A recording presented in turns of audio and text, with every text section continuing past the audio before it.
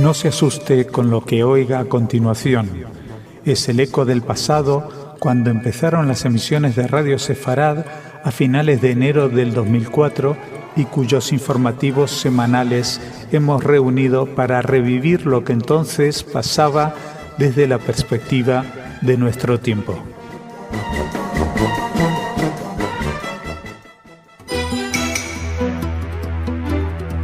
Bienvenidos, esto es Radio Sefarad y estas son las noticias. Empezamos con los titulares de hoy. Ecos de la disculpa de Netanyahu a Erdogan. Nos preguntamos qué había hecho el prisionero X. Retiran el monumento de una Palestina que incluye a todo Israel al paso de Obama. Y terminaremos hablando de la guerrilla kurda que proclama un cese de fuego en Turquía. Un día más Jorge nos acompaña comentando estas noticias. Hola Jorge. Hola, ¿qué tal Jordi? Y también viene Raquel, viene después con la agenda cultural. Pero empezamos con esa disculpa de Netanyahu al día siguiente de recibir las disculpas de Israel por el incidente de la flotilla Mavi Mármara. El primer ministro turco Recep Tayyip Erdogan anunció su intención de visitar la Franja de Gaza en abril, tal como había adelantado el viernes pasado el primer ministro de Hamás en Gaza, Ismail Haniyeh.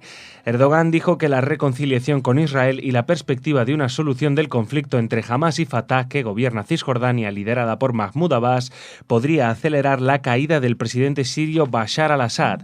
El presidente turco hizo hincapié en el hecho de que el primer ministro israelí, Benjamin Netanyahu, había utilizado la palabra disculpa y no pesar en el documento oficial, añadiendo que la declaración fue emitida de acuerdo con las expectativas de Turquía.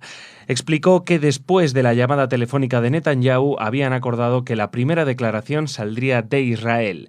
Al final Estados Unidos hizo público el hecho, luego lo confirmó Israel y Turquía anunció que aceptó la disculpa. El líder turco se mostró, sin embargo, cauto respecto a la restauración de las relaciones diplomáticas con el nombramiento de embajadores. Además de la disculpa, Netanyahu habría accedido a indemnizar a las familias de los 9 turcos que murieron y a aliviar algunas de las restricciones sobre Gaza. Erdogan, por su parte, se comprometió a cancelar los procesos judiciales iniciados en contra de su país. La reparación de las relaciones entre Israel y Turquía fue aclamada por el secretario de Estado estadounidense John Kerry como un factor vital en el desarrollo de la paz y estabilidad en el Oriente Medio. Bueno, ya has visto, Jordi, que sí que ha pasado algo con el paso de Obama. O sea, algo ha dejado. Netanyahu se resistió durante años a pedir disculpas por esta acción contra la flotilla que venía a romper el bloqueo. Finalmente hubo esas disculpas, aunque en Israel lo están vendiendo que son unas disculpas light, que no son exactamente lo que Erdogan pedía y que ha quedado como en un sitio intermedio y que lo ha justificado Netanyahu en su Facebook y en su Twitter hablando de que esto va a ayudar a solucionar el conflicto sirio, porque si no la cosa se hubiera puesto mucho peor, dado que Siria es país fronterizo con Israel y con Turquía, y entonces entre los dos tenían que trazar esta alianza o esta mínima alianza para afrontar este tramo de la caída, supuesta caída del régimen sirio. Lo que también trae esto como consecuencia es que Erdogan lo primero que va a hacer es ir a hablar con Hamás en la Franja de Gaza, y bueno, tampoco está tan mal, porque si te recuerdas, después de hace unos meses estuvo por Hamás, por la Franja de Gaza estuvo el catarí, y ahora si va el turco, pues los de Hamás empiezan a tener unas responsabilidades de Estado palestino que hasta ahora no querían asumir, porque ellos lo único que quieren es reivindicar todo. Entonces, esta es la primera vez que ellos se ven como un factor político importante e incluso que puede llegar a una mesa de diálogo indirecto, pero también diálogo con los israelíes.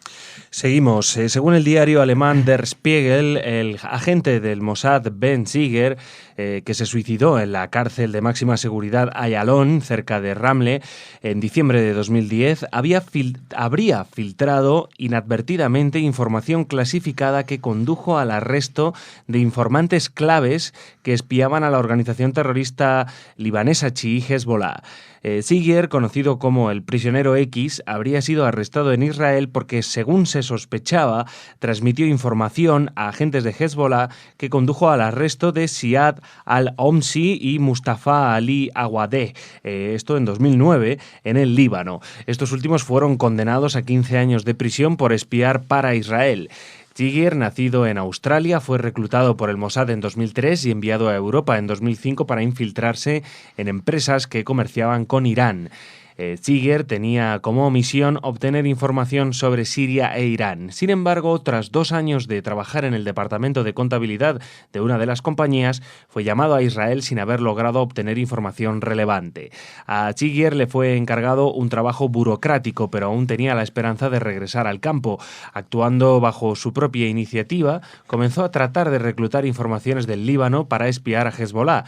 Sin embargo, el activista de Hezbollah que contactó en los Balcanes logró dar vuelta a la situación y llevó a Siger a suministrar información que eventualmente condujo al arresto de una red de otros informantes en el Líbano.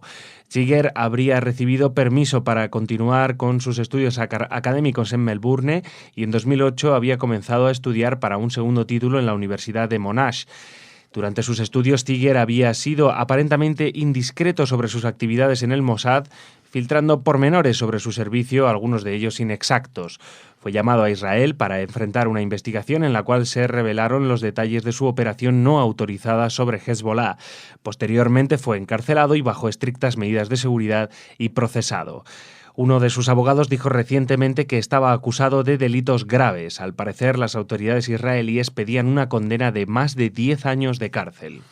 Bueno, lo que ahora ya se sabe sobre este Siger no era exactamente un traidor, era un pobre diablo al que reclutaron, que estaba haciendo un trabajo y como el trabajo que hacía no daba demasiados frutos, pues lo pusieron en un trabajo burocrático, pero el chico quería ascender, hacer méritos y se montó su propia película. Y claro, en esto del espionaje no es así. Y él consiguió unos informantes que en realidad lo que hicieron fue sonsacarle a él y gracias a eso, o por desgracia, por esa confidencia, pues cayeron 2 personas que han sido juzgadas en el Líbano y que, bueno, ellos han sido los que han sido juzgados. Seguramente habrían más informantes que cayeron muertos directamente. Así que fue juzgado y seguramente cuando se dio cuenta del alcance de su estupidez fue cuando el pobre chico se suicidó colgándose de una toalla mojada en el cuarto de baño, que era el único sitio de su celda de altísima seguridad que no tenía vigilancia. Seguimos. Según la ONG Palestinian Media Watch, la municipalidad de Belén quitó un monumento que exhibe un Estado palestino que abarca toda el área que va desde el río Jordán al mar Mediterráneo, poco antes de la visita del presidente de Estados Unidos, Barack Obama, el pasado viernes.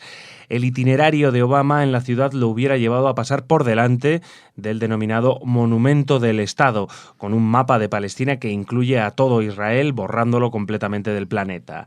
El diario Al-Hayat Al-Jaidá de la Autoridad Palestina fue el primero que informó con desaprobación de la remoción del monumento que conmemora la exitosa aceptación en la Asamblea General de la ONU de la delegación palestina como Estado observador en noviembre pasado y la irrupción de la gloriosa revolución de 1965 en referencia al primer ataque terrorista de Fatah OLP en Israel el 19 de marzo de ese año, cuando el Estado judío no había conquistado Cisjordania.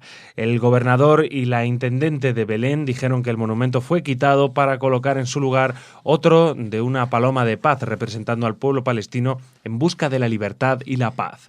Por cierto, un reciente estudio sobre los libros escolares israelíes y palestinos revela que el 96% de los textos escolares palestinos no reconoce al Estado de Israel. Mira, esto es patético porque fíjate que este monumento lo habían montado hace muy poquito, cuando fue lo de la declaración en Naciones Unidas como Estado observador. Entonces, ¿qué hacen ellos? Montan un monumento y lo ponen en el lugar principal de una de las ciudades principales, uno que hay un mapa donde desaparece Israel.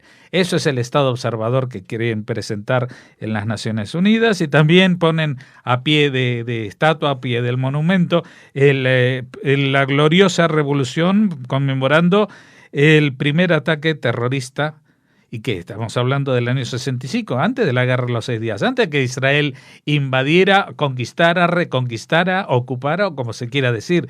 Cuando Israel era un país acorralado, pues era atacado por Fatah, era atacado por el grupo que había montado Yasser Arafat, que había nacido en Egipto, y que de pronto, pues este primer ataque terrorista y el mapa de todo el territorio de la provincia del mandato palestino británico, pues eso es lo que tenían en el monumento. Pero claro, venía Mr. Marshall, como en nuestra película, y entonces van y en vez de taparlo o llevarlo por otra calle, como eso está en un sitio muy céntrico, pues lo que hicieron fue desmontar el monumento y poner otro de una paloma de la paz, que ahora, por supuesto, lo van a quitar porque eso no va con el espíritu de la gente que vive allí, que son los palestinos, que no están interesados en la libertad y en la paz, y que no van a reconocer nunca al Estado de Israel, aunque lo digan con la boca grande, pero con la boca pequeña, mediana y todas las demás están diciendo que no quieren vivir cerca de los judíos,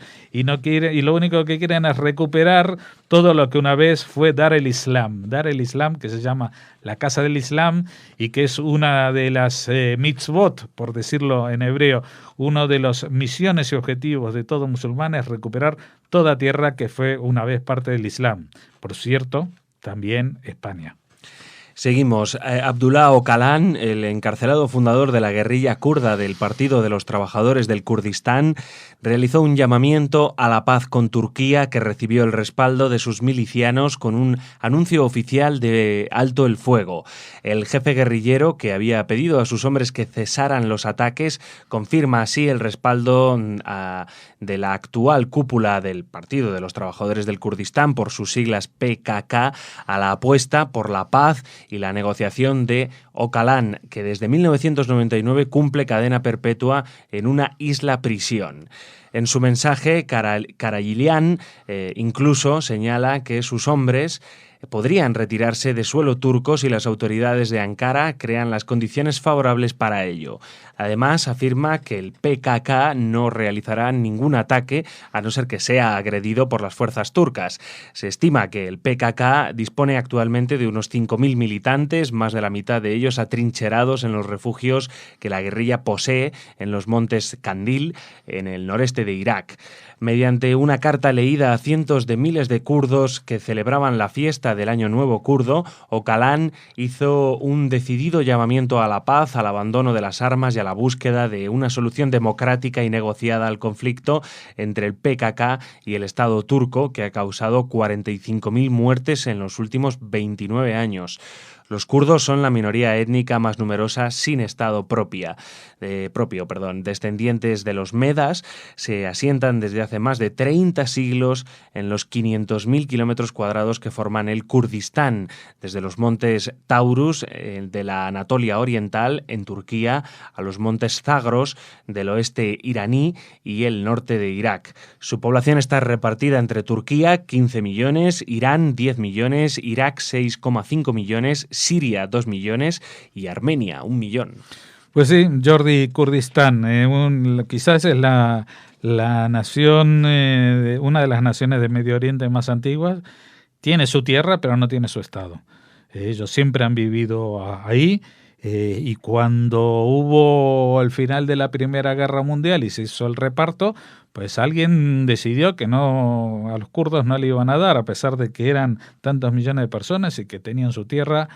Pues que a ellos no les correspondía un estado propio. En cambio, sí se crearon estados con nombres de dinastías, por ejemplo, Arabia Saudí, porque es de la casa de los Saud, no es porque tenga alguna referencia geográfica, ¿no? La Arabia Saudí es Arabia de los Saud.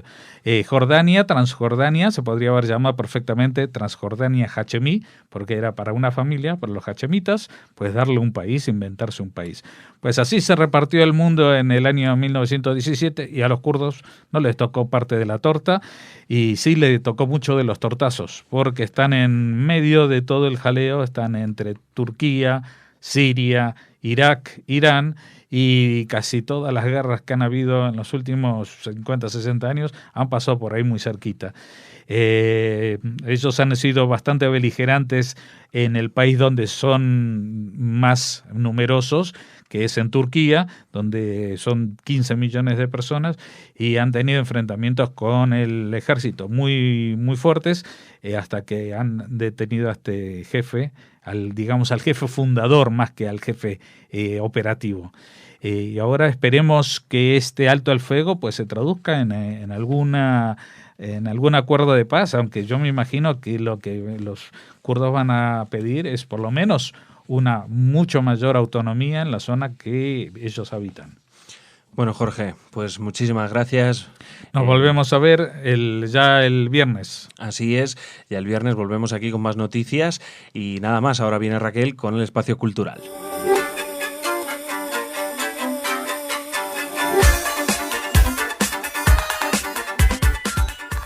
Bienvenida, Raquel, al Espacio Cultural. Hola, Jordi. A ver, estoy muy expectante en torno a las noticias que me vas a traer y de lo que me vas a hablar. Propuestas de estas que hacemos en Radio Sefarad. Planes Para estos días. No, exacto. Pues no te quedes en casa aburriéndote o viéndote la tele. Raquel nos trae aquí actividades para hacer. Por ejemplo, para ir a Toledo, una exposición muy interesante. Una exposición de instrumentos musicales sefardíes. Se llama Armonías de Azul y Cobre, Ritmo Vital y Festivo Sefardí y está preparada nada más y nada menos que por Paco Díez, que como saben nuestros oyentes es una referencia en el mundo de la música sefardí en nuestro país. Él ha hecho una selección de los instrumentos musicales que se emplean en la interpretación de esta música, de la música sefardí, y esta exposición se puede ver en el Centro Cultural San Marcos de Toledo hasta el 23 de abril. Así que tienen tiempo, pero eso si pueden aprovechar, exacto. Si pueden aprovechar pues estos días de vacaciones, de descanso, de Pesaj, pues les animamos a que visiten esta exposición Armonías de Azul y Cobre, Ritmo Vital y Festivo Sefardí. La verdad que tiene buena pinta, ¿eh? Si están por la zona de Cataluña, también les vamos a hablar de otra exposición, Imágenes y Memoria de Mauthausen en el Museo del Ferrocarril. El Museo del Ferrocarril de Cataluña dispone de una sala para la exhibición de muestras de carácter temporal, el espacio siglo XXI. En esta sala, hasta el 30 de junio, se exhibe la muestra Imágenes y Memoria de Mauthausen 1938-1945. Esta exposición nos presenta un fondo, la verdad que muy importante, de fotografías de la historia del sistema de campos de concentración nazis. La mayoría de estas instantáneas, de estas fotografías, fueron realizadas por las propias SS y salvadas gracias a la acción de deportados republicanos españoles, pero también incluye imágenes hechas después de la liberación. Reúne esta exposición varias colecciones conservadas en Europa y Estados Unidos, entre las que ocupa un lugar preeminente el fondo fotográfico de la Amical Española de Mauthausen, cuya representante en Madrid es nuestra colaboradora Concha Díaz Berzosas, así que seguro que le suena este Amical de Mauthausen. Este fondo, proveniente de esta asociación, está depositado en el Museo de Historia de Cataluña, que lo ha cedido para esta muestra en el Museo del Ferrocarril. La exposición es gratuita y además el museo ofrece una visita comentada a la muestra todos los segundos sábados de cada mes a partir de las 13:30, y les recordamos que está hasta el 30 de junio. Bueno, una exposición muy importante por el valor documental que tiene y también por ese testimonio gráfico de algo que todavía hay algún imbécil que se atreve a negar, ¿no? O sea, que esto no existió. Pues bueno, ahí están incluso las fotos, además, fotos tomadas por las propias SS. En su mayoría, sí. En su mayoría, pues, en fin, como digo, un valor documental fundamental también para mostrar, pues siempre para tenemos luchar contra el negacionismo. Claro, exactamente, siempre tenemos, por desgracia, además en Cataluña mismo, hay un señor bueno, siguen empeñados en que esto un librero, pasó. ¿no? Sí, hay un librero y que esto parece que se lo han inventado. En fin, bueno, pues ahí está. También había un señor llamado Richard Williamson que también dijo eso. Pero bueno, no hay le demos más muchos, importancia. pero no hablemos de ellos. No. Vamos a hablar de la Feria de Abril en Israel. ¿Qué te parece? Mucho mejor, la Feria de Abril en Israel. Sí, ya se imaginan vestidos de Espérate, faralaes, no lo he- abanicos. No lo he ubicado muy bien, espérate, que es un pedazo de España en Israel. Bueno, pues es Cuéntame. la feria de, más o menos, la feria de Sevilla, Sí. digamos, con los, pues eso, los trajes de faralaes, las gitanas, las flamencas, pero en Vale. Israel. Sí. Esto ya se viene, el año pasado ya hablamos de esta feria de abril en Israel, que promueve Sosi Israeli, también una colaboradora de Radio Sefarad, una bailaora israelí. Ujú. Que vive muy cerquita de Madrid y que es la que ha movido esta Feria de Abril que se presenta en Israel gracias a la colaboración de la Casa de Andalucía en Rivas, Cobeña Flamenco, el Instituto Cervantes de Tel Aviv y la Asociación Solidaridad España-Israel. Las fechas se celebrará del 28 al 29 de abril de este año y les daremos más detalles en una próxima entrevista con la propia Sosi Israeli que nos cuente cómo se desarrolla esta Feria de Abril en Israel, que ya sabes que es un país en el que el flamenco gusta muchísimo y seguro que tiene tanto éxito como la edición del año pasado, que nos contó Sosi que fue realmente emocionante y que estuvo muy, muy bien. ¿Sabes porque me imagino que han pensado en todo, pero seguro que les va a faltar algo que es fundamental en la Feria de Abril? El jamón. No, el jamón no, bueno, el jamón no. Es el rebujito. El rebujito. ¿Tú sabes lo que es el Es rebujito? muy peligroso, sé que es muy peligroso. Pues nada, le ¿Tú lo has diremos probado? a Shoshi, hombre, claro, yo lo he probado, está muy rico. Y sí, Es está una tan rico mezcla que de vino y blanco, vino blanco. bueno, manzanilla, ¿no? Que es típico de Andalucía, el Sí. vino blanco, con algún refresco de estos Sprite o Sí, de estos 7-Up. que engaña al paladar y que te bebes Exactamente. unos 3 rebujitos creyendo que todo va a ir bien y no. Eso es. Así que nada, manzanilla kosher, que no sé si la hay, y refresco, en fin, refrescos que esos son todos kosher. Así que, bueno, veremos qué pasa con esta Feria de Abril, que Seguro que se anima mucho a bailar. Seguro, y además allí seguro que encantados. Bueno, Raquel, pues muchísimas gracias. A ti, Jordi, hasta Mañana hasta no, la próxima mañana no. edición. En la próxima edición, porque mañana tenemos un programa especial de Pesaj, pero el viernes volvemos aquí con las noticias culturales. Pues aquí estaremos.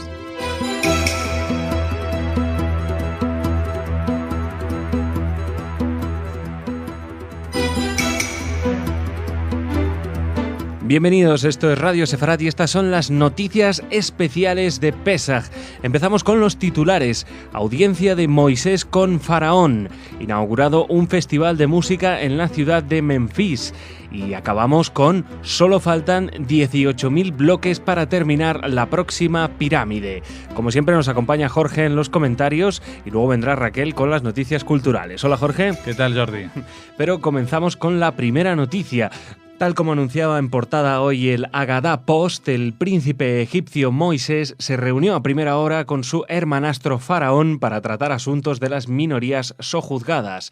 De lo que trascendió de dicho encuentro, Moisés, quien recientemente descubriera que pertenece a la estirpe israelita y se presentó a la audiencia en compañía de su hermano de sangre Aarón, exigió que estas tribus, llegadas del norte hace unos 400 años, sean liberadas. Let my people go fueron sus palabras, según fuentes confidenciales, o atente a las consecuencias, a lo que el máximo dirigente del imperio habría respondido: no me amenaces, primo, no me amenaces, que te pongo mirando a Luxor como un jeroglífico. Efectivamente, Jordi, Faraón no se ha prestado a ceder ni un ápice en su condición de rey todopoderoso, despreciando el mensaje que portaba Moisés. Perdona que te interrumpa, Jorge, pero acaba de entrar un teletipo urgente que leo directamente. Al parecer, poco después de la reunión en Palacio, Moisés y Aarón se asomaron a la orilla del río Nilo, donde Aarón levantó su báculo, momento en el cual toda el agua se convirtió en sangre, matando a todos los peces y llenando Egipto de un olor nauseabundo. ¿Qué dices? El servicio de hechicería real ha desmentido el carácter divino del fenómeno, atribuyéndolo a un simple truco de magia que ellos mismos repitieron ante las cámaras de Nilo TV. Sí, Jorge, perdona, puedes proseguir. Mira, Jordi, no sé si Faraón hace bien en oír a sus asesores en temas de magia, ¿eh? Creo que detrás de Moisés y los israelitas esconden un verdadero poder en la sombra. Nuevo teletipo, Jorge, espera un momento, que parece que hay más señales como las que Moisés advirtió a Faraón, que recibiría. Al parecer, Moisés habría dicho a su hermano Aarón que estirase su vara sobre el agua y ahora no es que se convirtiese en sangre, sino que miles y millones de ranas han invadido Egipto. Aunque los hechiceros de Faraón fueron capaces de duplicar esta plaga con su magia, Faraón se ha visto obligado a conceder a Moisés el permiso de salida a los israelitas. Muy bien. Sí, bueno, a cambio de que éste accediera a acabar con la plaga, claro. Para convencer a Faraón de que realmente la plaga era un castigo divino, Moisés dejó que Faraón eligiera el momento en el que ésta terminaría, muriendo todas las ranas a la hora señalada. Vaya. Pese a ello, Faraón ha revocado su autorización de salida y los israelitas finalmente permanecerán en Egipto. O sea que no salieron. Bueno, pero permítame ahora, Jordi, que lea yo el siguiente cable que está entrando en redacción. Espera. Se ha declarado una nueva plaga de insectos. Aún no se sabe con detalle si son mosquitos, piojos o pulgas, aunque en esta ocasión los hechiceros se han dado por vencidos y ven la mano de Dios detrás del acto. Y Jorge, una nueva plaga de unos insectos que, según hemos podido saber, dañan a personas y a ganado egipcio, aunque no afectan a los habitantes de la tierra de Gosén, a los israelitas. Vaya. Y una vez más, Faraón ha roto su palabra después de prometer a Moisés que los dejaría libres si eliminaba la plaga, como finalmente ha sucedido. Jordi, un quinto fenómeno en ciernes y la cosa se está poniendo muy chunga e insoportable. El Departamento de Sanidad Pública ha declarado el estado de emergencia sanitaria por una epidemia de peste que afecta a toda la cabaña ganadera egipcia, mientras que la de los israelitas ha resultado ilesa. Esto es increíble. Es sorprendente, sí. A ello agreguemos ahora una nueva plaga de úlceras o sarpullido que ha afectado incluso a los consejeros reales.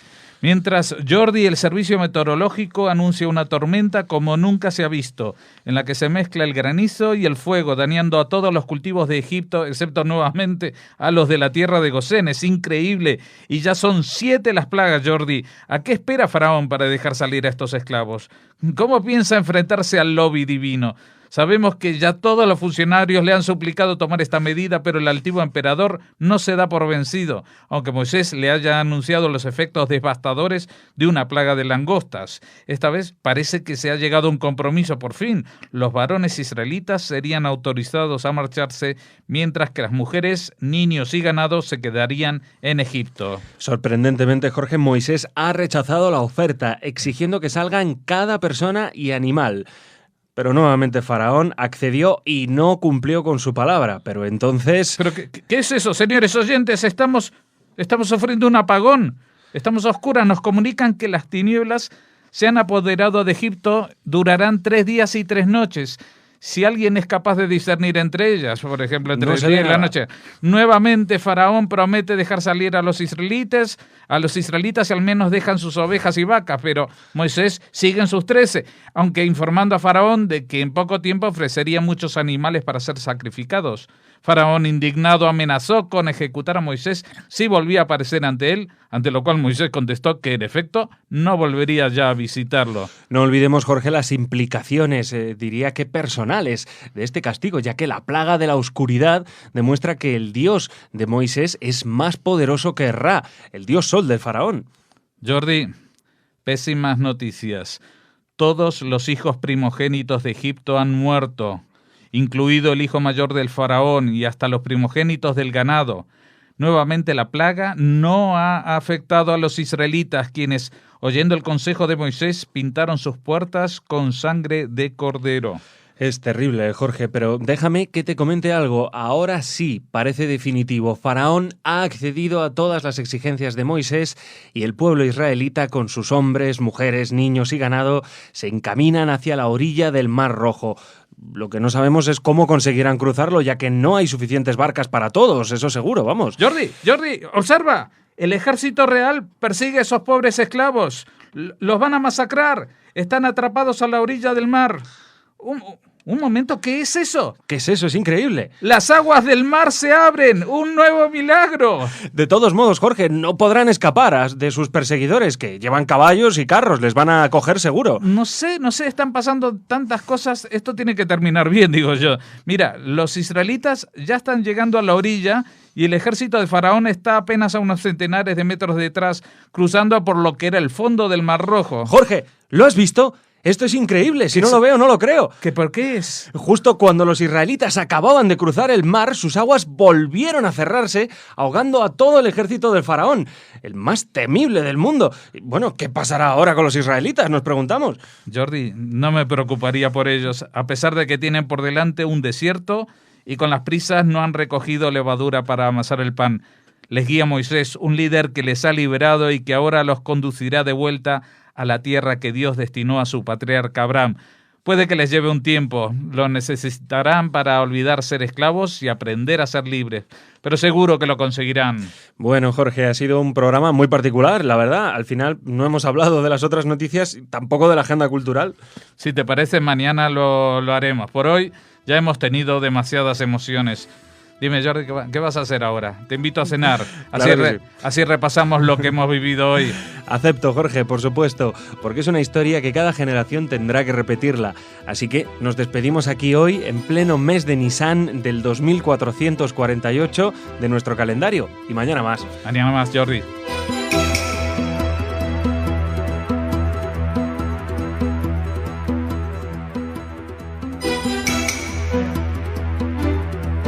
Bienvenidos, esto es Radio Sefarad y estas son las noticias. Empezamos con los titulares de hoy.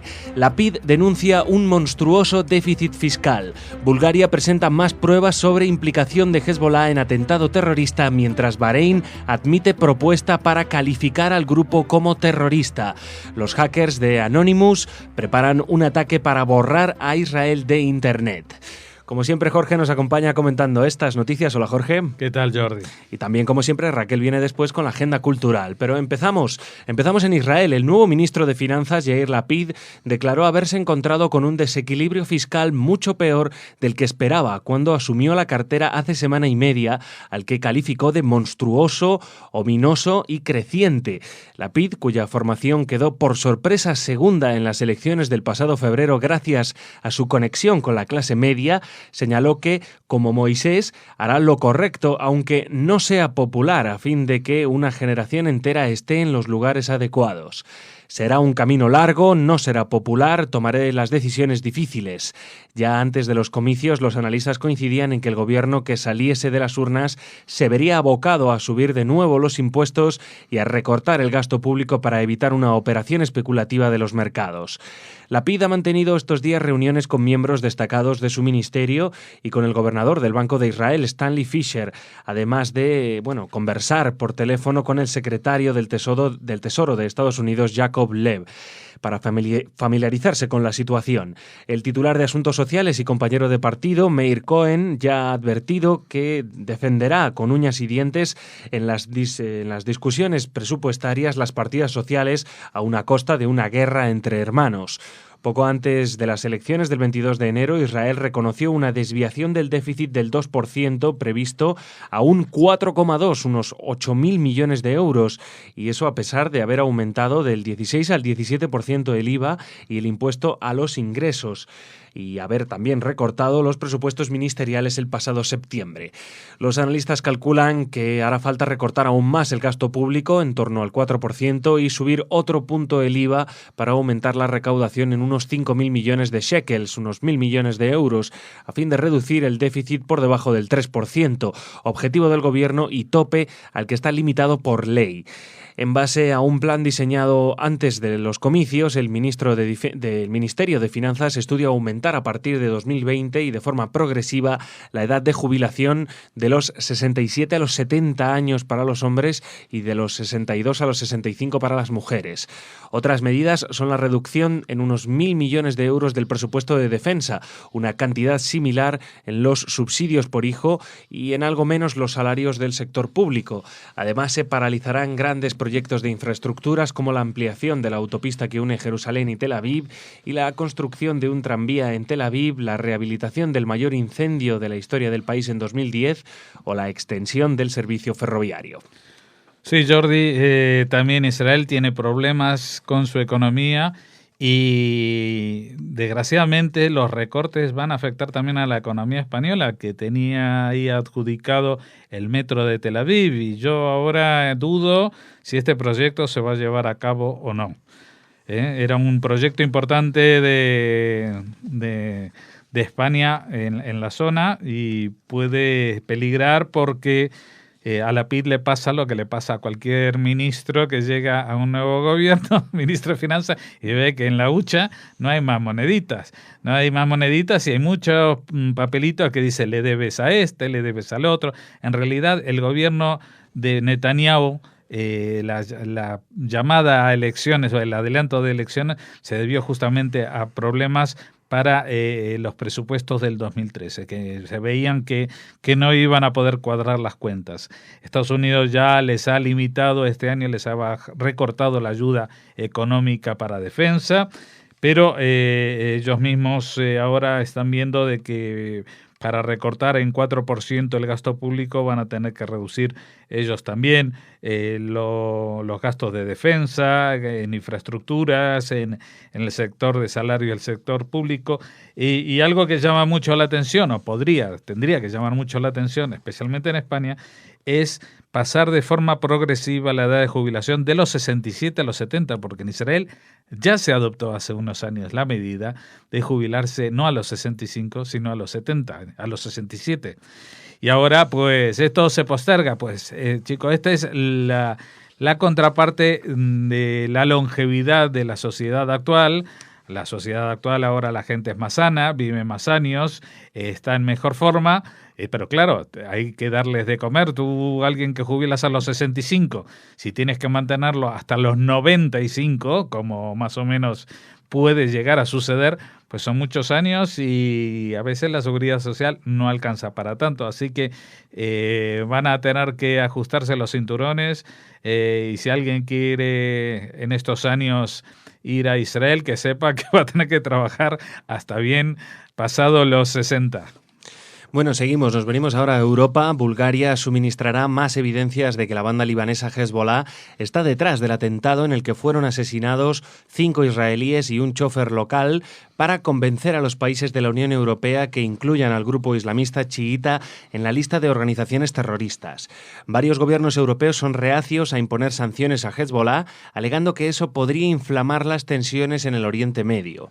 En Europa, solo Holanda ha colocado a Hezbollah en su lista de organizaciones terroristas y Gran Bretaña ha hecho lo mismo con el ala militar de esa organización. Por su parte, el Parlamento de Bahrein aprobó una propuesta urgente para designar a este grupo como una organización terrorista, al tiempo que solicitó al gobierno que se coordine a través del Ministerio de Exteriores con los países del Golfo Pérsico para aplicar la medida. La propuesta fue criticada por el parlamentario Khaled Abdul Aal, quien señaló que la misma tiene una base sectaria y que el único motivo de ella es que Hezbollah es chiita.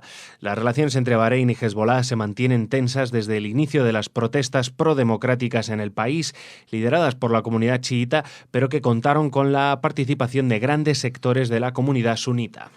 Sí, Jordi, uno podría pensar y decir, bueno, qué bien, mira, Bahrein, un país árabe, una de estas, ¿cómo se los llama? Países petroleros del Golfo Pérsico, etcétera. Mira qué bien, condena el terrorismo. Pero bueno, condena el terrorismo de Hezbollah. No olvidemos que el jefe de Bahrein, no me acuerdo cómo se llama la categoría que tienen ahí de rey o lo que sea, pues estuvo de visita en la Franja de Gaza. O sea que ellos con Hamas, por ejemplo, no tienen problema. A Hamas no lo ven como un grupo terrorista. A Hezbollah sí, pero a Hamas no. ¿Por qué? Porque uno es chiita y el otro no es chiita. Entonces, digamos que esto no afecta en nada. Pero lo que sí es que en Europa, vamos, es que ya clama al cielo y ya, aparte de la evidencia de que Hezbollah ha actuado fuera de Líbano, no solamente contra Israel, sino contra, por ejemplo, en los atentados de la AMIA y contra la Embajada de Israel en Argentina, hace casi 20 años, a 21 años en un caso y 19 en el otro. Nada, ellos no ven nada, ni siquiera ahora cuando han atentado en Bulgaria, que es un país miembro de la Unión Europea. Y si alguien atenta en un país miembro de la Unión Europea, se supone que la Unión Europea tendría que calificar ese grupo como grupo terrorista. No sé exactamente qué intereses puede haber detrás de esto, porque Hezbollah no es un país ni domina el petróleo. Yo creo que tienen más miedo a las reacciones de un grupo terrorista. O sea, es como decir, no voy a decirle al terrorista que es terrorista porque igual me hace un acto terrorista. Y estamos en esta paradoja de no querer dar la calificación por no ofenderlo y que a ver si van a tener represalias contra sus países. Terminamos ya. El grupo de hackers Anonymous amenazó con llevar a cabo un ataque masivo cibernético contra Israel el próximo 7 de abril en solidaridad con el pueblo palestino, que borrará por completo al país hebreo de Internet. El ataque, denominado Almohadilla Op Israel, será efectivo a partir del primer minuto del 7 de abril de 2013 y afectará de manera coordinada todos los sitios oficiales de Israel y las páginas y perfiles de altos funcionarios del gobierno. Ben Avi, director de la página web en línea del gobierno israelí, expresó en declaraciones al diario Haaretz su preocupación por los inconvenientes que pudiera traer consigo dicho ataque cibernético. Lo que distingue a este plan en comparación con anteriores ataques es que realmente parece que están organizados por grupos afiliados de Anonymous de todo el mundo, en lo que parece una unión de fuerzas, indicó Avi. Según datos oficiales, al menos unos 700 sitios israelíes fueron ya víctimas de repetidos ataques cibernéticos, incluyendo sistemas de gobierno de alto perfil como el Ministerio de Exteriores y el sitio web oficial del presidente, Shimon Peres. Bueno, ya está, ya sabemos otra vez. Si hay algo que va a unir a la gente del mundo, incluso gente anónima, hackers del mundo anónimos. A ver, no han conseguido unirse para derrocar al presidente de Siria, ni para luchar contra el hambre en el mundo, ni siquiera contra la pornografía infantil que transita por las redes informáticas y que ellos podrían muy bien colaborar por acabar con esa lacra, porque son muy hábiles en esta cosa. No. ¿Cuál es el objetivo de los hackers Anonymous? ¿Qué es lo que les pone a los hackers del mundo? Estar contra Israel. Qué bien, lo van a festejar el 7 de abril y todos vamos a estar muy contentos porque un día, si es que hay un día, pues van a hacer un ataque y van a sacar a relucir lo progres que son y lo avanzada que es su forma de pensar. Porque si hay algo que atenta contra la dignidad en el mundo es la existencia de un país democrático en Medio Oriente como Israel. Y no todas las tiranías despóticas, regímenes antidemocráticos, monarquías hereditarias puestas a dedo, límites y países inventados por el imperialismo. Todo eso no importa, solamente lo único que siempre está por encima de todo es el problema de Israel. El problema del mundo sigue siendo los judíos. Esto empezó hace muchos años, ahora estamos conmemorando 3.300 años, por ejemplo, de la salida de Egipto, y la cosa, la verdad que ha cambiado muy poco. Pero bueno, seguiremos esperando, todavía tenemos muchos miles de años por delante los judíos y ya hemos sobrevivido a todos los pueblos que entonces nos perseguían. Bueno, Jorge, Shabbat Shalom. Shabbat Shalom, nos vemos la semana que viene, que es un poco rara, porque en realidad volveremos a encontrarnos en este espacio de noticias normal recién el jueves. Uh-huh. El lunes, martes habrá las noticias de los lunes, el miércoles no habrá noticias porque esto es como los periódicos españoles que el sábado no salen por la Semana Santa. Nosotros el miércoles no tendremos noticias. Pues eso, lo dicho, el jueves nos vemos, pero ahora la que vemos es a Raquel, que ya está preparada con las noticias culturales.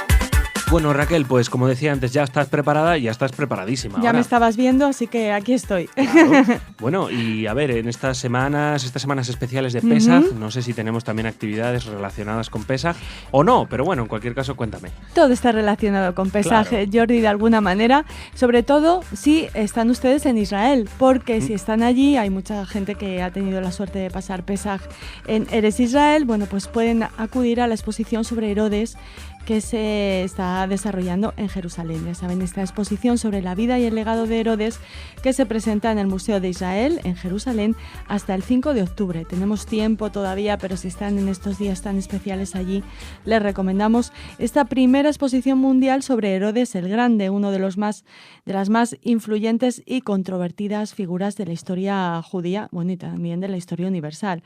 El título de la exposición es Herodes el Grande, el viaje final del rey. Ya les hablamos en Radio Sefarad de esta exposición cuando se inauguró, pero bueno, como son fechas especiales, queríamos recordarles que esta Herodes el Grande, el viaje final del rey, presenta alrededor de 250 objetos arqueológicos, gran parte de ellos encontrados recientemente en el Herodium, que arrojan nuevos datos sobre el impacto político, estético y arquitectónico, sobre todo se fijan en este particular del reinado de Herodes, que se desarrolló del 37 al 4 antes de la era común. Entre los objetos más interesantes, Jordi, destacan 3 sarcófagos de la tumba de Herodes, unos frescos restaurados del Herodium, su baño privado del Palacio de Cipros, elementos de piedra tallados del monte del templo, nunca expuestos antes, y un lavabo de mármol imperial que se cree fue regalo del emperador Augusto.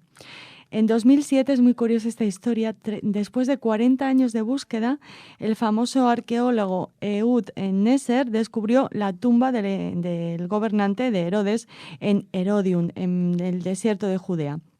El lugar cuenta con un palacio fortaleza y un complejo de ocio con jardines, piscinas, saunas, con grandes decorados y un teatro con palco de honor. Se había construido un palacio a imagen y semejanza romana, ¿no? Herodes el Grande. En los últimos años, este rey reconfiguró la arquitectura del complejo y preparó el escenario para su funeral, construyendo un magnífico mausoleo en dirección a Jerusalén, eso sí. La muestra está dedicada a la memoria de este famoso arqueólogo que dedicó su vida a encontrar los rastros de Herodes el Grande y que murió en 2010 justo en el lugar de su descubrimiento. Anda, Así fíjate, que, madre mía. Muy interesante. Bueno, pues nada, auténtica arqueología israelí puesta para que el público pueda disfrutarla. Un saludo a todos los oyentes desde Israel.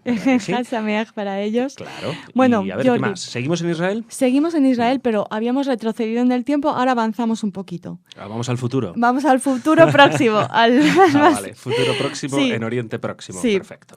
En Tel Aviv en concreto, en los días 28 y 29 ya les contamos que se iba a celebrar la Feria de Abril, que celebra en esta ocasión su tercera edición. Bueno, les prometimos más detalles y aquí los traemos. El año pasado se celebró en el Instituto Cervantes. Este año se celebrará en Merkaz Keilati, que es un centro comunitario en Ramat Israel, en Tel Aviv. Y se hará un concurso de sevillanas, talleres, espectáculos de la mayoría de las academias de flamenco en Israel, que ya sabes que son numerosas. Habrá un tablao íntimo y para finalizar una fiesta en el patio central, donde nos ha dicho un pajarito muy flamenco, la propia Sos Israel, que se servirá hasta sangría, o sea, no habrá rebujito, como tú decías el otro día, pero sangría sí. Y paella, seguro que sí. Paella kosher. El segundo día se hará la noche de gala, se llevará a cabo la noche de gala en el Instituto Cervantes y allí asistirán los ganadores, los maestros y los músicos que viajan desde España. El evento está en todo momento acompañado con música en vivo y pues promete tener tanto éxito como la edición anterior, que superó todas las expectativas.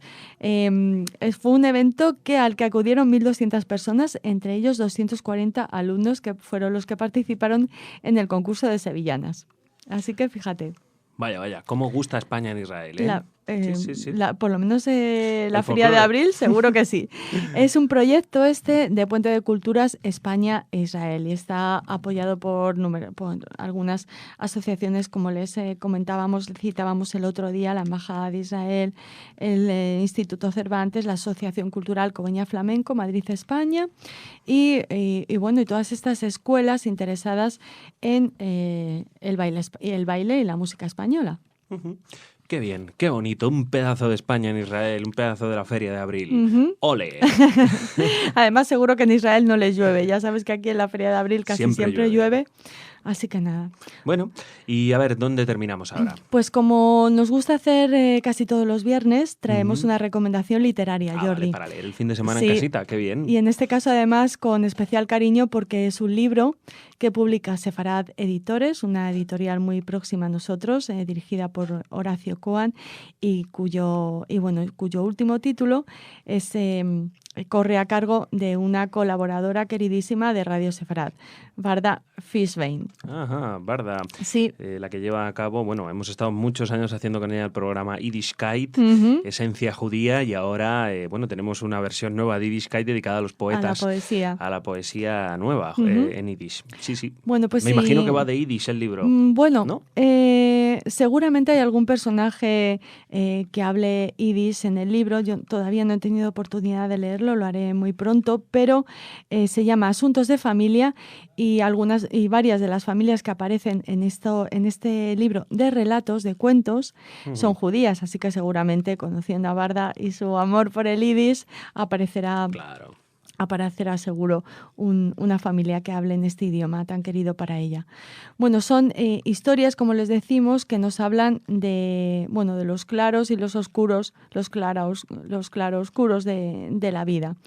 Por sus páginas desfilan historias de inmigrantes que se extienden en el tiempo, historias mínimas, que a su vez, por supuesto, como siempre, son gigantescas, que recorren el universo doméstico, historias sometidas al poder del destino o de un simple recuerdo. Es muy evocador Asuntos de Familia, donde la palabra se vuelve creación, revelación y, como no, poesía. Se ha dicho de la escritura de Varda Fishbein que cuenta con un dominio de la narración que incluye el más sutil de los suspensos. Fishbein ha escrito estos relatos necesarios, llenos de dolor y de furia. Y les recordamos el título Asuntos de Familia, editado por Sefarad Editores. Asuntos de Familia. Pues mucha suerte para Varda con este trabajo. Le deseamos mucho éxito. Muchísimo. Y nada, me imagino que en algún momento también una entrevista. Hombre, Raquel, seguro un marcapáginas. Eso es. Tenemos que hacer con Varda. Muy bien, Raquel, pues muchísimas gracias. Shabbat Shalom. Shabbat Shalom, nos vemos el lunes con las noticias diferentes y luego ya la agenda cultural no llegará hasta el jueves, como ha explicado Jorge, nos vamos a tomar un par de días de vacaciones. Muy bien. Hasta entonces. Chao.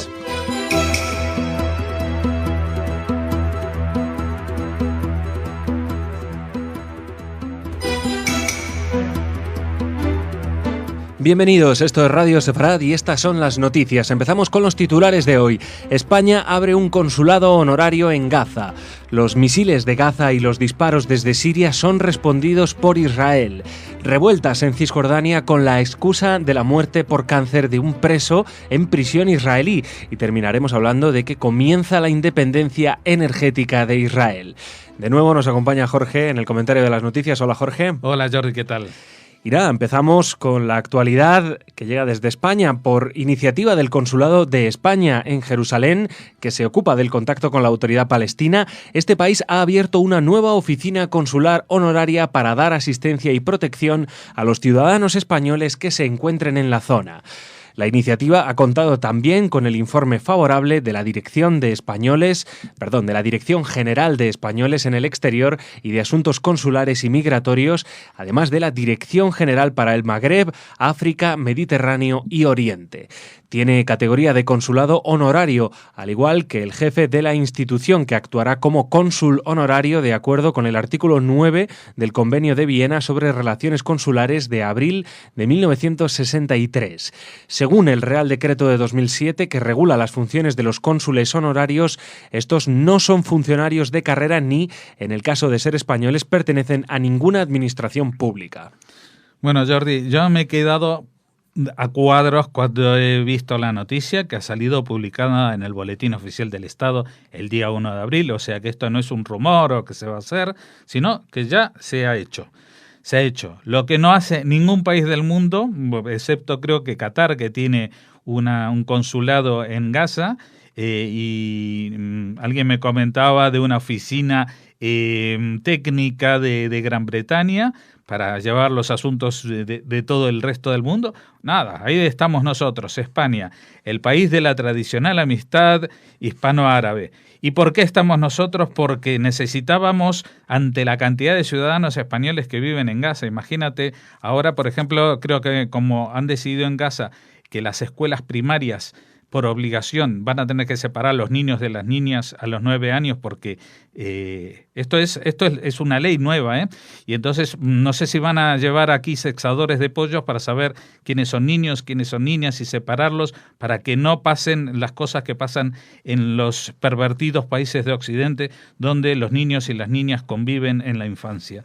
Pero bueno, lo que no estaba mencionado aquí, Jordi, es quién va a ser el cónsul honorario, porque es una persona que, como dice aquí, no tiene que ser funcionario de carrera ni pertenecer a ninguna administración pública. Y claro, yo estaba pensando en un nombre, pero también ha fallecido esta semana un dirigente de ETA, que es lo que mejor iría para hablar con la gente de Hamás. Nuestro cónsul honorario tendría que ser también un terrorista, pero bueno, Thierry ha fallecido de un ataque al corazón en Francia, así que desgraciadamente para los funcionarios y para la Cancillería española no vamos a tener. Esto es un escándalo. Pero ¿qué ciudadanos españoles están en Gaza? Nosotros, España es el único país que va a estar representado en un país o en un territorio dominado por los terroristas. Aparte, todo esto viene después de apenas 4 meses después de que España adujera que su apoyo a que Palestina fuera un Estado miembro observador era para respaldar la posición de Fatah, la posición de Mahmoud Abbas en Cisjordania. Esto, ¿sabe cómo es? Esto en mi pueblo se le llama una patada en los huevos a Mahmoud Abbas. Vamos a abrir una representación consular en Gaza. Eso no lo ha hecho nadie. Y aparte, como preguntaba antes, ¿qué españoles hay ahí? Pues sí, hay un español. ¿Sabes quién es? El dueño del único hotel de 5 estrellas que siempre aparece como cuando se habla de la miseria en que viven los pobres gazatíes condenados, que esto que lo otro, y se muestran esas imágenes de lujo en Gaza. Pues eso es un hotel de 5 estrellas. ¿Y sabes qué? Está hecho por una española, pero no es una española cualquiera, es una española socialista, es una española del Partido Socialista de Cataluña, que para los que tengan larga memoria es aquella diputada del Partido Socialista que en el 23F de 1981 la dejaran salir porque estaba embarazada. Están todos mezclados, están todos metidos en la misma salsa. Socialistas, peperos, pro uno, pro lo otro, todos están a favor de la misma cuestión. La cuestión es estar en contra de Israel y el sentido común, porque ya me explicará alguien después de todo lo que la gente del Partido Popular despotricó respecto al tema de cómo se llevaban las relaciones exteriores de España durante el periodo de Zapatero con Moratinos a la cabeza, a ver qué me explica el despropósito de abrir una oficina en Gaza. Si esto hubiera pasado con Moratinos, ¿sabes la que hubieran montado, por ejemplo, Gustavo de Arístegui, la gente que estaba más relacionada con relaciones exteriores? No sé si en ese momento García Margallo era un personaje tan importante, pero todo el mundo hubiera puesto el grito en el cielo, porque no se puede abrir un consulado honorario en una zona dominada, una zona que es propiedad y feudo de un grupo terrorista reconocido por la propia Unión Europea a la que pertenece España. Esto es un escándalo que yo ya no sé cómo calificarlo, porque siendo español, pues esto, lo siento, pero ya se me revuelven las tripas que 40 y pico años después, ¿cuándo murió Franco? En el 75, ¿no? ¿Cuántos años han pasado ya? 40 y casi 50 años.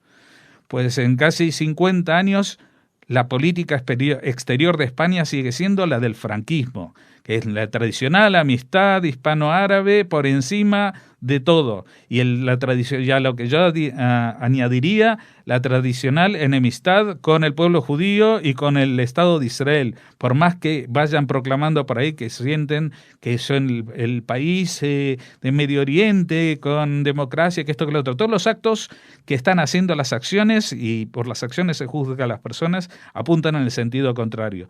Estamos siendo el hazmerreír de la comunidad internacional. Seguimos. En la madrugada del martes al miércoles pasado, la Fuerza Aérea Israelí alcanzó selectivamente 2 objetivos terroristas al norte de la Franja de Gaza, desde los cuales se realizaron horas antes disparos de misiles contra territorio israelí que felizmente no llegaron a impactar, cayendo en el propio territorio de Gaza. Durante el pasado fin de semana también pudo comprobarse que uno de los misiles disparados desde Gaza hacia la localidad de Sderot durante la visita de Obama en Israel había caído en una escuela infantil en la que afortunadamente no se produjeron víctimas por estar los pequeños en vacaciones por Pesaj. El portavoz del ejército israelí señaló que no se permitirá volver a la situación anterior a la operación Pilar defensivo, con ataques de misiles y cohetes constantes sin respuesta por el lado israelí. Además, el martes se abrió fuego de mortero contra una patrulla en la valla de seguridad en la frontera israelo-siria, que tuvo como respuesta fuego de artillería preciso sobre un edificio en el pueblo de Bir el Aham, alcanzando a una célula que previamente había abierto fuego hacia Israel. El portavoz israelí aseguró en este caso que a pesar del incidente no se estimaba un cambio significativo en el área. Bueno, esto es la continuación de lo de antes. Nosotros vamos a abrir una oficina consular honoraria desde donde se sigue atacando con misiles a los jardines de infantes donde están los niños de Israel. Ese es el enemigo y nosotros vamos a abrir una oficina consular honoraria en ese sitio. No es un país, es un área, es una zona dominada por un grupo terrorista considerado así por Estados Unidos, por Israel, por Canadá y por la Unión Europea a la que pertenece España. Y seguimos. La muerte por cáncer del preso palestino Maysara Abu Hamidiyeh desencadenó el martes pasado una serie de revueltas en Cisjordania y numerosas protestas en los centros de detención israelíes después de que la autoridad palestina acusara por varias vías a Israel de haber retrasado el diagnóstico y el tratamiento del reo y de haber actuado con negligencia. Hamidiyeh tenía 64 años. Era un general retirado de los servicios de seguridad preventiva de la autoridad palestina. Fue arrestado en 2002 acusado de enviar a un terrorista suicida a un restaurante en Jerusalén durante la segunda intifada. El explosivo no llegó a ser detonado. Hamidiyeh fue condenado a cadena perpetua en 2007. En enero se le diagnosticó un cáncer de garganta. Según el presidente de la autoridad palestina, Mahmoud Abbas, la muerte de Maysara Abu Hamidiyeh demuestra la arrogancia e intransigencia del gobierno de Israel respecto a los prisioneros. En Hebrón, de donde era originario Hamidiyeh, las tiendas cerraron durante 3 días por luto y se lanzaron piedras y bombas incendiarias a las fuerzas israelíes. Según el portavoz del Servicio de Prisiones de Israel, a Hamidiyeh se le puso en tratamiento médico desde el momento mismo de su diagnóstico, se le trasladó de la prisión de Ramón, donde prestaba condena, a la de Eshel para que estuviera cerca de un hospital. También se le permitió salir de la cárcel en varias ocasiones para acudir a un centro médico de Beersheba, en el que finalmente falleció.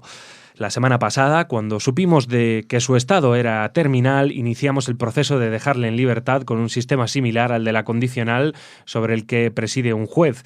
Su caso se había llevado ante el comité correspondiente y era nuestra intención dejarle marchar sin más trabas, pero falleció antes de que acabara ese proceso. Son declaraciones del portavoz del Servicio de Prisiones. Pero es que esto es lógico, la gente se muere, incluso se muere de cáncer, e incluso los presos pueden llegar a morirse de cáncer. Pero todo siempre es culpa de Israel. Y estaba este hombre que no era tampoco ningún angelito, había programado un asesinato en una pizzería, ni siquiera iba él a suicidarse, sino que mandaba a otro, porque para eso están las jerarquías, ¿no? También entre los mártires.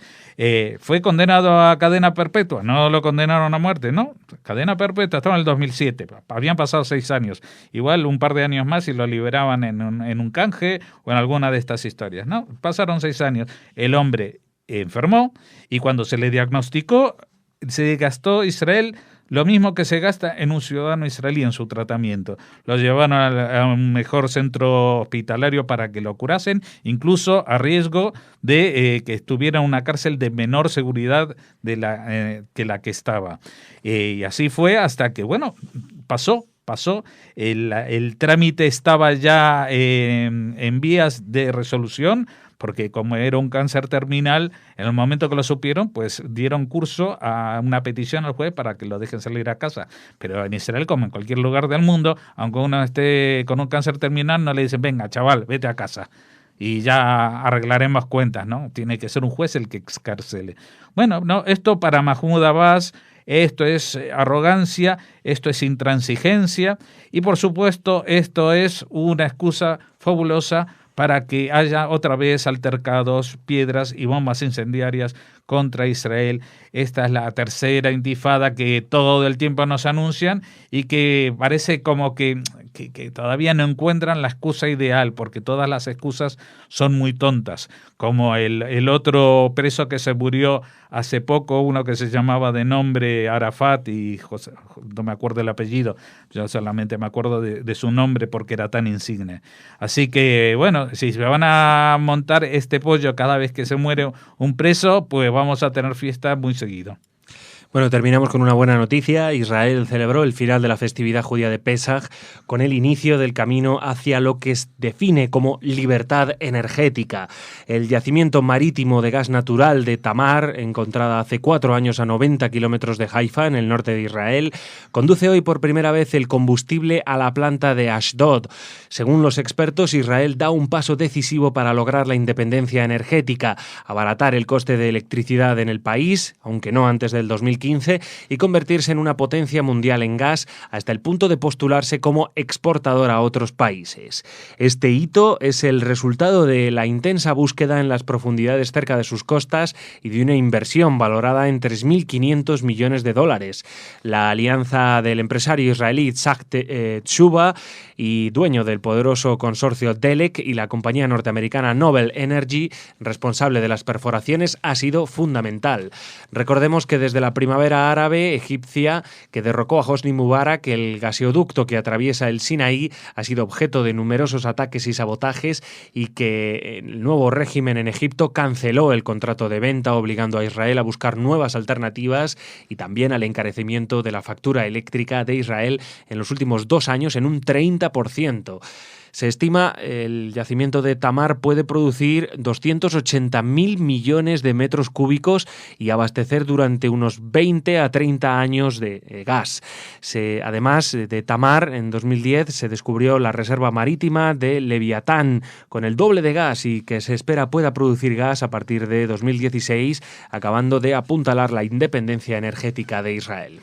Pues sí, Jordi, no hay mal que por bien no venga. Resulta que justo cuando derrocan a Hosni Mubarak, que empiezan a hacer estos atentados en el gasoducto, suben los hermanos musulmanes y dicen, pues ya no vendemos gas a Israel.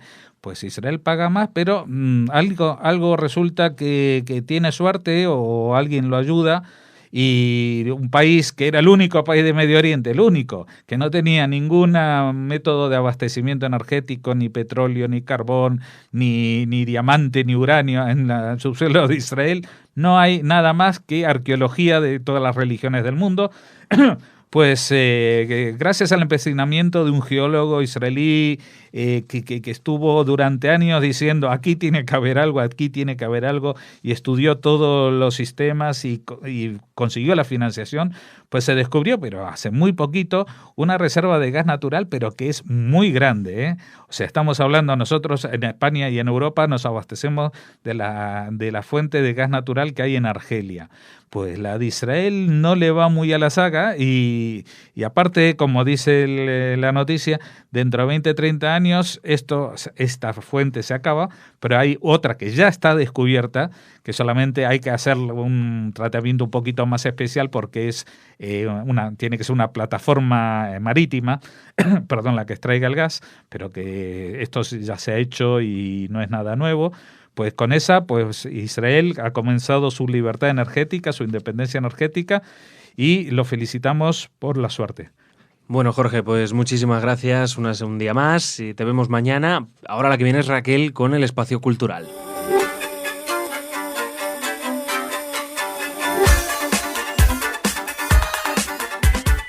Bienvenida, Raquel. Bien hallado, Jordi. Bueno, te echaba de menos ya después de tantos días. Estos días de Pesaj ya pasaron, pero teníamos ganas de saber más de cultura judía en el mundo. En el mundo y en España, sobre todo. Y sobre todo las de hoy están centradas en nuestro país, aunque hay alguna relacionada con Israel, como sucede casi siempre en nuestra agenda cultural. A ver, ¿con qué empezamos? Con un simposio, el sexto, que organiza la asociación Rambam, que sabes que es esta asociación que reúne a los profesionales judíos de la sanidad. En esta ocasión, este simposio, que comienza el próximo día 7 de abril en la sinagoga de Torremolinos, será el lugar de celebración, bueno, pues se centrará en el tema enfermedades mentales desde la perspectiva del judaísmo.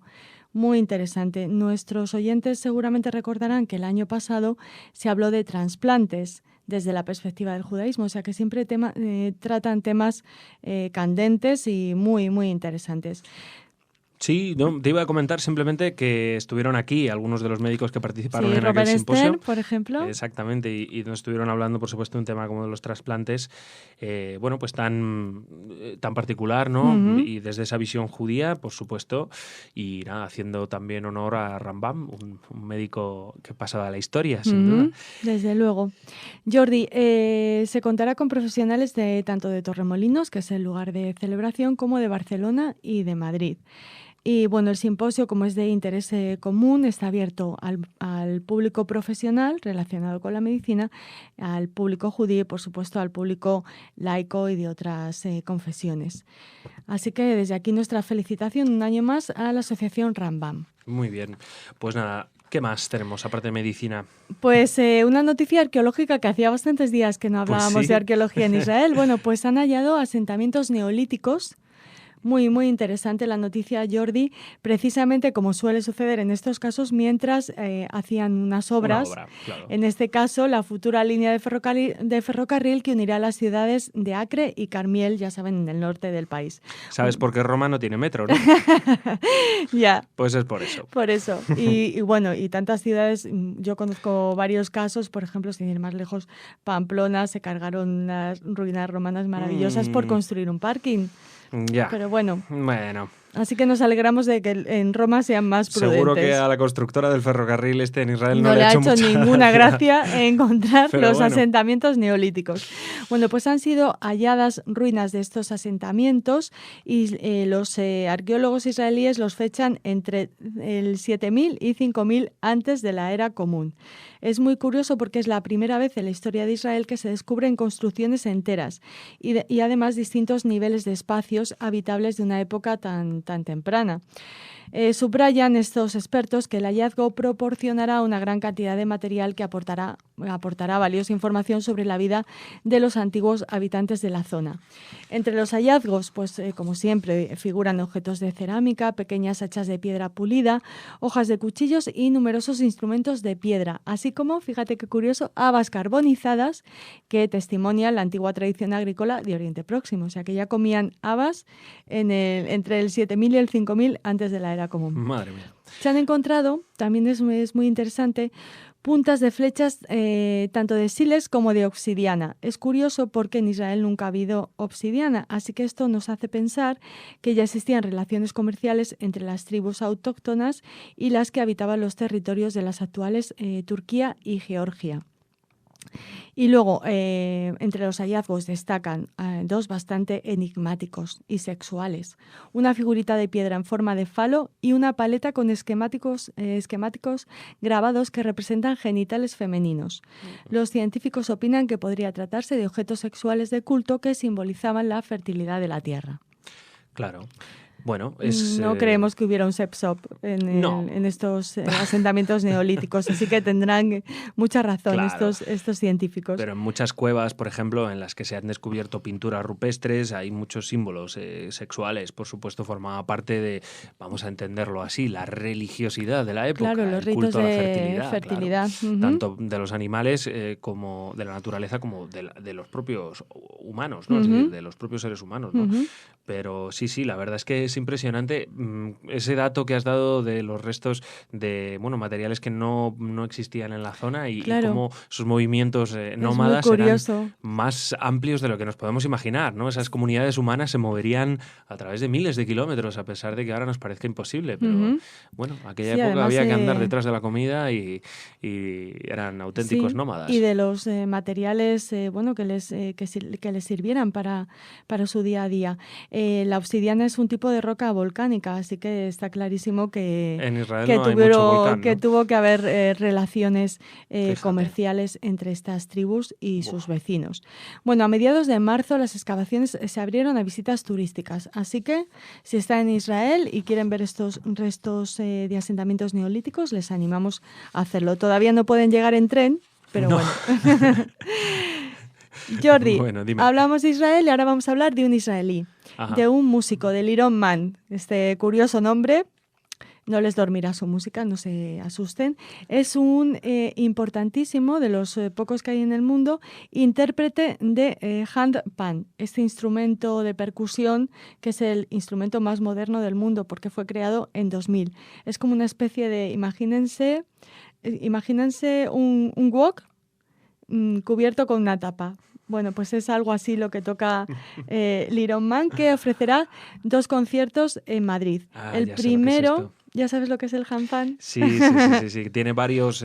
sí, es como dice Raquel, es como un wok, pero según es de percusión. Según donde le golpeas, se corresponde con una nota determinada. Tiene un sonido así muy... para discos de ambient. Muy envolvente, relax. ¿no? Sí, muy envolvente, sí. Bueno, pues Liron Man, este israelí afincado en Jerez, actuará en Se abre el telón, que está en la calle Loreto y Chicote 3, el 5 de abril a las 21:30. La entrada cuesta 10.000 euros. Por favor, con eso me puedo ir al hotel de Gaza de 5 estrellas, ¿no? Al alcance de pocos, un concierto al alcance de muy pocos. 10 euros, pero bueno, es como si... Pero su valor real es de 10.000 euros. En Jerez dices, ¿no? No, aquí en Madrid. En Madrid, Sí, ofrece 2 conciertos. El primero es este día 5, Se abre el telón, y al día siguiente Liron Man, acompañado de Monses Almavives, Manuel Alejandro Monses Almavives, no se lo he dicho, tocará el violonchelo y el laúd, y Manuel Alejandro la percusión también, acompañando a Liron Man al toque del handpan. Bueno, pues estará el día 5 y el 6 en el Espacio Ronda, que está en la Ronda de Segovia 50, también en Madrid. Y aquí también la entrada cuesta no 10.000 euros, sino 10. Así que muy competitivo el precio. Y les animamos también a que asistan a este concierto, a cualquiera de los 2. Yo he visto a algún músico tocar este instrumento en la calle. Sí, de estos instrumentos que ven por la calle. Y sí, es un instrumento muy curioso. Yo no sabía que era tan reciente, la verdad, que era un invento moderno. Bueno, pues nada, Liron Man. Liron Man. Bueno, se hace llamar. No, se llama Liron Man. Fíjate, es israelí. Vale. Pensaba ¿tú crees con la guasa que hay en Jerez que se hubiera puesto Liron Man? No, tiene que ser su nombre real. Por eso digo que se lo hayan puesto los de Jerez, yo qué sé. No, bueno. Se llama así. Bueno, y queremos hacernos eco para terminar de una presentación de un libro que se produjo en Casa Árabe. Esto nos llama mucho la atención porque es un libro sobre la historia de Tánger, Memoria de la Ciudad Internacional, y que contó con la presencia del que fuera presidente de la Federación de Comunidades Judías de España y, erudito y sabio donde los haya, Jacobo Israel Garzón. Y bueno, esta presentación en Casa Árabe de un libro que tiene también, que cuenta, por supuesto, con temática judía, bueno, pues nos hace especial ilusión, nos habla de una colaboración más estrecha entre las casas, entre Casa Sefarad y Casa Árabe, Casa América, y nos gusta mucho poder hablar de este acercamiento en el informativo de Radio Sefarad. En esta presentación, además de Jacobo Israel Garzón, estuvo presente el director de Casa Árabe, Eduardo López Busquets, el presidente de la editorial Almuzara, que es quien edita este libro, Manuel Pimentel, y Domingo del Pino, periodista y escritor. El libro el autor del libro es Leopoldo Ceballos, consejero económico y comercial de las embajadas de España en Argel, Túnez, Copenhague, Oslo, Vilnius y Tel Aviv, así que también está relacionado con Israel de alguna manera. Es un libro que nos habla de esa Tánger internacional, de Tánger, crisol de culturas y punto de encuentro de gente muy interesante. Y a la que pertenecen, bueno, a cuyo origen también se encuentran muchos de los judíos sefarditas que viven en España. Exacto, actualmente. Y de los oyentes de Radio Sefarad. Por supuesto. Bueno, Raquel, pues nada, fantástica noticia, por supuesto, que las relaciones entre Casa Árabe y Casa Sefarad de Israel, o mejor dicho, perdón, el Centro Sefarad de Israel, sean lo más fructíferas posibles y podamos hablar de muchas colaboraciones entre ambas instituciones, pues bueno, como también un pequeño gesto pues para ese acercamiento entre ambos mundos. Gracias, Raquel. Hasta mañana. Hasta mañana.